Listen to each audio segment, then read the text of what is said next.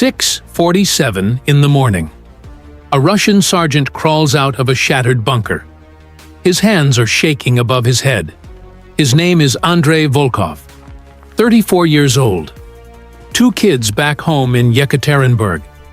He has spent 19 days in this hole in the dirt. He was trained to die facing men. Instead, he is staring at a black box on tracks. 15 meters away, a Browning M250 caliber machine gun is locked onto his chest. And behind the machine, nothing. No face, no enemy, just wind. Watch him freeze. Watch the turret rotate 2 degrees and track his rib cage. Now ask yourself this: what goes through the mind of a man trained to die in combat when he realizes there is nobody on the other side to kill him and nobody to be killed? Over the next few minutes, you are going to live the 47 longest minutes of Andrei Volkov's life. A real man. A real name. 3 minutes from now, you'll see exactly what he saw through the firing slit of that bunker, and why he couldn't believe it. 7 minutes in, you'll understand why he did not pull the trigger, even with a loaded AK in his hands. And at the end, you'll hear the 6-word sentence his commanding general said 3 days later. A sentence that is still circulating in Russian military channels right now. 47 minutes. That's the number to lock into your head. 47 minutes between the first buzz Andrei heard in the sky and the moment his helmet hit the mud. But to understand those 47 minutes, back up one step. Look at the map here. This is eastern Ukraine, April 13th, 2026. Andrei's brigade was operating at 38% strength. The nearest reinforcement was 14 kilometers away. And that gray-shaded zone between him and any hope? That was a 40-kilometer kill zone. Nothing crossed it and lived. Andrei already knew that. What he did not know was what was about to come rolling into it. 06 hard hours. Andrei finishes his cold coffee. Something is wrong. The silence is unnatural. There have been no birds for 6 days. 06:03. First buzz in the sky. Too loud for a recon FPV drone. He recognizes the pitch. It's a swarm. At least 10 units. 06:05. He sprints to the firing slit. What he sees paralyzes him. It is not drones coming. It is a black box rolling across the mud. In total silence. No humans around it. No infantry behind it. Just a machine crawling toward his bunker on steel tracks. This is the Protector. 700 kilograms of Ukrainian-built steel. A Browning 50 cal on top. Effective range, 400 meters. Remote operator sitting somewhere in a trailer, maybe 12 kilometers away. And this thing cost $15,000 to $20,000. Andrei's bunker, the concrete, the equipment, the 3 men inside, cost the Russian state several million rubles to put there. The exchange rate was about to become brutal. 06:11. The first Protector stops. A second, smaller box comes flying overhead. This is not a drone. This is a ground-based kamikaze. The Ratel S, 300 kilograms of vehicle, packed with explosives, driving itself straight at the east wall of the bunker. Andrei has 9 seconds to react. He doesn't react. Nobody reacts. Not to something you've never seen before. 06:11 and 9 seconds. The blast tears the east wall off. 2 men from his platoon are gone instantly. Andrei does not see the bodies. He is on his knees, coughing concrete dust, eardrums ringing, tasting blood. Now, picture this moment. He grabs his AK. He stumbles to the firing slit. He aims. His finger is on the trigger. And here's where it gets interesting. What if Andrei had fired that second? Let me show you what would have happened. The Browning 50 caliber on that Protector fires at 550 rounds per minute. At 400 meters, it would have turned that bunker into a sieve in under 4 seconds. Every cinder block, every sandbag, every helmet. Shredded. Andrei knew this. He had seen what a 50 cal does to concrete in a training video once, back in Rostov. He lowers the rifle. But that's not the full reason. And this is the part nobody talks about. Freeze the scene. Zoom out of the bunker. Look at the back of the protector. See that? That thin black line running out of the rear chassis? That is a fiber optic cable. 0.25 millimeters thick. 8 kilometers long. Spooling out behind the machine as it advances. That cable is the reason Ukraine is winning this kind of fight. Russian electronic warfare, jammers, spoofers, GPS denial, cannot touch a physical strand of glass running through the dirt. It is immune. Every command the operator sends travels through that cable as a pulse of light. No radio signal to jam, no satellite link to cut. And there's more. While Andrei was raising his AK, 3 FPV drones were already orbiting the bunker. Silent. Invisible to the naked eye. Each one carrying a shaped charge. If he had fired one round, one muzzle flash visible through that slit, those 3 drones would have dropped through the roof in under 8 seconds. Aiming was a death sentence.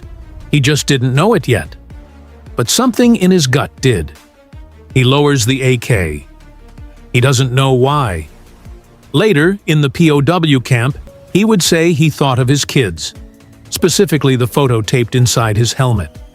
His youngest, 4 years old, holding a toy truck. 06-23.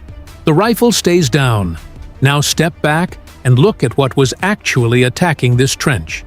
Because Andrei was not fighting one robot. He was fighting an ecosystem.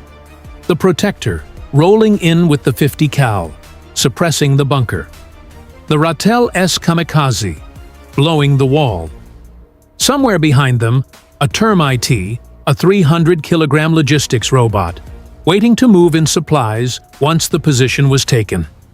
Above them, the FPV drones, linked by fiber optic, some of them also on Starlink backup, and all of it coordinated from a bunker on the Ukrainian side where the operators were drinking coffee, watching screens, not in danger. Here is the scale of this thing. In the last 90 days before April 13th, Ukrainian ground robots had executed 22,000 combat missions. 22,000. And that kill zone stretching 40 kilometers from the front line? That's the distance where no Russian supply truck, no ambulance, no rotation of troops can move without getting hit by a machine. 280 Ukrainian companies are now building these systems. The goal for 2026 is 20,000 unmanned ground vehicles. 20,000 protectors, Ratels, Teremets, rolling east. And Andrei was staring at the first one that had ever taken a trench without a single infantryman backing it up. 0638. A speaker on the protector crackles to life. A man's voice, speaking Russian, calm, measured. What Andrei doesn't realize yet is that it's a recording, pre-made, played on command by the operator 12 kilometers away.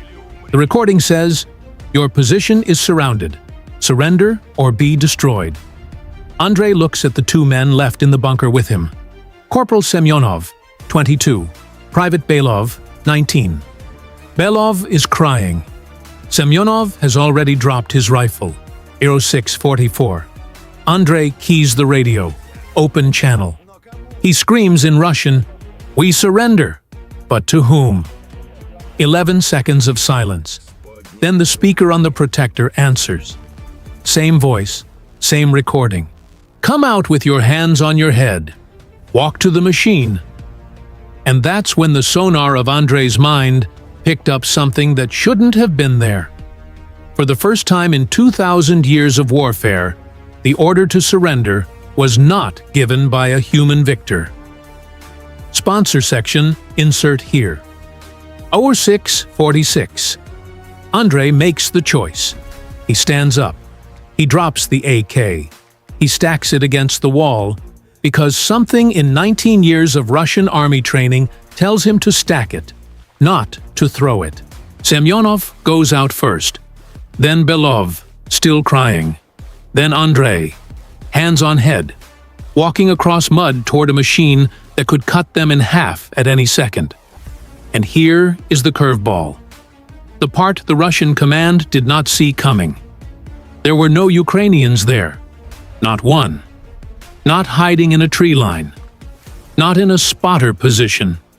Not a single human soldier within 4 kilometers of that trench. The closest Ukrainian boot on the ground was the operator, sitting in a bunker, 12 kilometers west, watching the surrender through a camera mounted on the protector. 3 Russian soldiers surrendering to a camera, to a machine, to an empty piece of dirt with a steel box on it. The operator later told reporters he had a sandwich in his hand. Ham and cheese. He put it down when the first Russian came out of the bunker. 06:47. Andrei reaches the protector. The machine does not move. The turret has stopped tracking him. He kneels in the mud. Belov kneels next to him. Semyonov is already face down. And then Andrei does something that every witness, the Ukrainian operator, the drone cameras above, the helmet cam on his own head, captured in perfect clarity. He takes off his helmet. He places it on the ground, and the helmet rolls just slightly in the mud. The photo of his 4-year-old son, taped to the inside lining, is now facing the sky. 47 minutes from the first buzz to the last breath of his life as a soldier. 47 minutes. Remember that number from the opening? Here is its second meaning. 47 minutes is the duration of the last contract of human-on-human war as we used to understand it. From that trench onward, the rules have changed. A surrender can now happen without a winner being present. A battle can now be won without a victor breathing nearby. The handshake at the end of war, that ancient moment from Appomattox to Berlin, is gone, replaced by a camera lens and a recorded voice. Now, what if Andrei had done the other thing? What if at 06:23, staring through the slit with his AK up, he had pulled the trigger? The 50 cal on the protector would have turned him into pulp in 4 seconds. The 3 FPV drones overhead would have dropped into the bunker to finish Semyonov and Belov. The termite behind the tree line would have rolled forward with fresh ammunition for the protector. And the next Russian trench, 800 meters to the east, would have watched on their own drone feeds and surrendered 2 hours earlier than they actually did. But that's not what happened that time. 3 days later, on April 16th, an audio leak hit Russian military telegram channels. It was General Sergei Kuznetsov, 52 years old, commanding the sector, a man with 2 Chechen wars and 1 Syrian campaign on his record. In the audio, he is speaking to his superiors in Moscow. He is tired. You can hear it in the gravel of his voice. He says 6 words. In Russian, "My ne voyuem protiv armii." We are not fighting armies. That is all. 6 words. The sentence trailed off. The recording cuts. Now pull the camera up. Up from Andrei's helmet, lying in the mud with a little boy's face looking at the sky. Up over the destroyed bunker. Up over the tree line where the Ratel S finished its run. Up to the horizon. And look at what's there. 40 more protectors. 40 machines in a line rolling east against a gray sunset. No human walking beside any of them. No commander shouting orders. No infantry platoon behind them. Just a line of boxes on tracks, advancing, each one trailing a thin strand of fiber optic glass behind it. Each one costing $15,000. Each one carrying a Browning, or a Kalashnikov mount, or a shaped charge. This is what General Kuznetsov saw through his own drone feed 3 days earlier. This is what made him say those 6 words. We are not fighting armies.